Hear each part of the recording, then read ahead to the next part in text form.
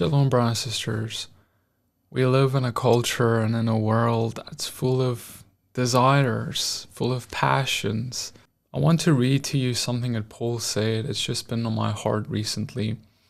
He says in Philippians 4, verse 11, "Now that I am speaking of being in need, for I have learned in whatever situation I am to be content.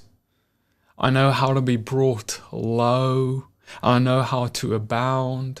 In any and every circumstance I have learned the secret of facing plenty and hunger, abundance and need."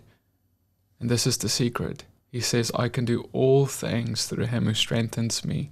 You know what Paul is saying is, look, I have had times where I was poor, I had little, I had struggles, and there were times that I abounded, I had plenty, I was blessed.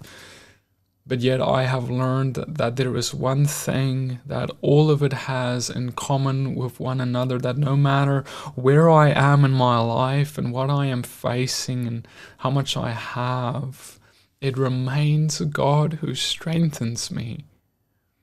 You know, it becomes so easy, especially when we feel blessed and things are going well, to feel like we are what strengthens us, that we are what carries us. And then when something goes wrong, we make a mistake, because that's usually how things go wrong with us.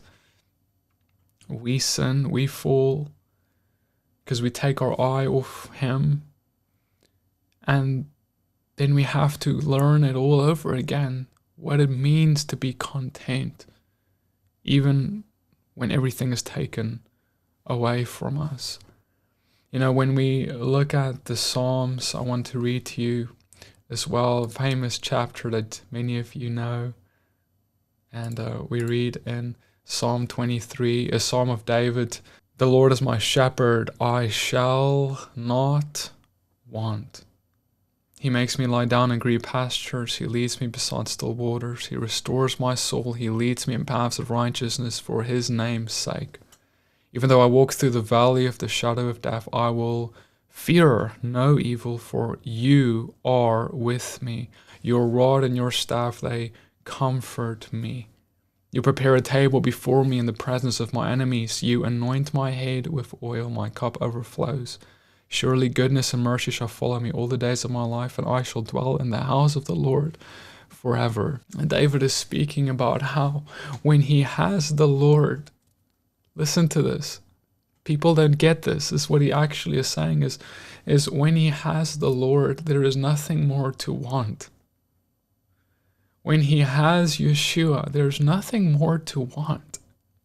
Even, you know, when we are brought as low and we are stripped to the bone, there is nothing that we have on us, no cloak to cover our nakedness, no coin to buy some bread. When we are at our most desperate place of despair, I shall not want, because he is all sufficient for me, whether I am brought low or taken up high. I shall not want, because here's the reality, and I don't know if you can connect with this, but I certainly can, is I don't deserve anything that is good. Like, how can I want? How can I desire when I know how broken I would be without him? When I know that it is only because of what he has done. When it is only because of his sacrifice for me that I could even be anything or say anything that is good. Brothers and sisters, we sometimes think of ourselves as being so self-sufficient of righteousness and of ourselves that we are the ones who make ourselves so good, and we deserve everything that this world has to offer. We deserve wealth. We deserve, You know what I deserve?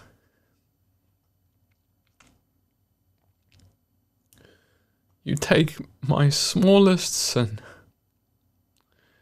my widest lie, or whatever I have done in my life, take the smallest one you can find, the one that everyone would probably look at and say, oh, that's nothing.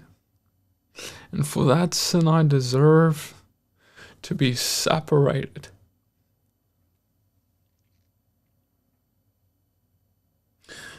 I deserve to be separated from him forever because of that sin.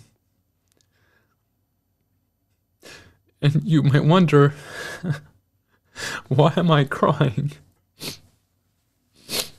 I'm sorry. I'm crying because of his love for me, for you.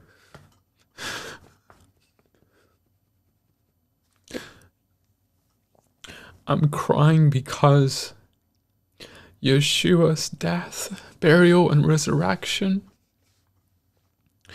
has made a way for me to be with him. And if you don't cry about that, you just haven't got it yet. You just haven't, it's just, it hasn't gotten into your heart yet. See, when you really understand the love of God, it grips you. And especially when you've made a mistake in your life, you can look back on, and I'm talking big or small, it doesn't matter. And you look at that mistake and you look at God, and it's like, God, you are so holy. And this mistake is so unholy. This sin that I have, right, that you have, that we all have been covered in because of our choices. We look at that and we look at God, and all I can see is incompatibility. And with all that in mind, and I see what he's done for me to reunite me with the Father, that I can one day stand with him face to face because I have simply trusted and I have taken a hold of what Yeshua has done for me. I shall not want anything else. I don't even want to ask for anything else. Because he didn't even need to do that.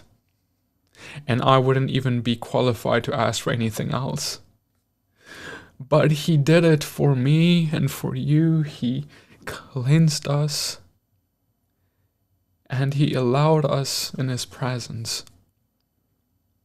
I shall not want.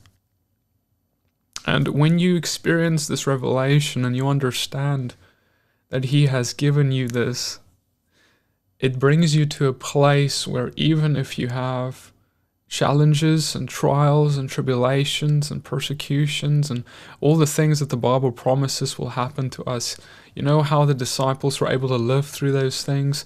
It's because they were so satisfied in Yeshua and what he has done for them, that anything else they could face because they were empowered by what he has done for them.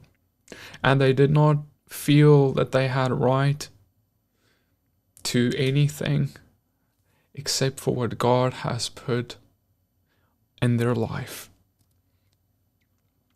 And so this recognition of our state is a means of gaining freedom from ourselves and our fears, because we get completely satisfied in his will for us. You know, we fear that we will lose something. We fear that we will not be accepted but rejected instead. We fear that people will think of us this and that way. But when you understand that he is enough, then none of those things matter except that he is enough. Then you get deliverance from those fears. I shall not want. What do you want? That's my question. Father, I pray, Lord, for everyone who's listening, Lord, that you would help us to be just completely satisfied in you. Lord, help us to look at your sacrifice and be fulfilled in what you've done for us. I pray, Lord, that you would pierce the hearts of everyone listening with your love and revelation of what you've truly done. Because, Lord, I think, Father, that so often your gospel, what you've done for us, has become a theological study, but we haven't actually grasped it with our heart, mind, soul, and strength. Lord, help us to see you for who you truly are and to see what you've given us for what it truly is, whether in plenty or in lesser. I pray this in the name of Yeshua. Amen. Shalom. Thank you for joining me.